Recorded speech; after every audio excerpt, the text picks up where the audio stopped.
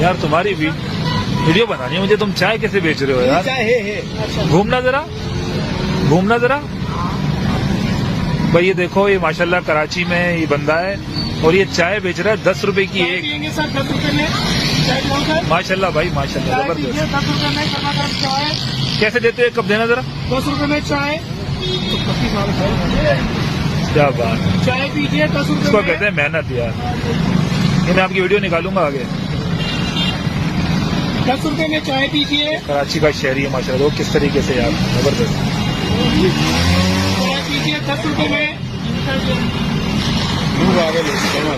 हाँ हाँ ना यार, मैं इसका स्टाइल देख के मैं हैरान हो गया। मैंने बोला ये क्या जबरदस्त।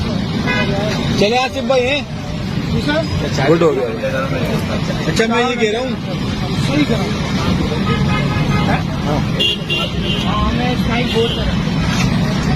चाय पीजिए 10 रुपए में, दूसरा चाय। हाँ भाई, ये कब दो यार, जबरदस्त है यार।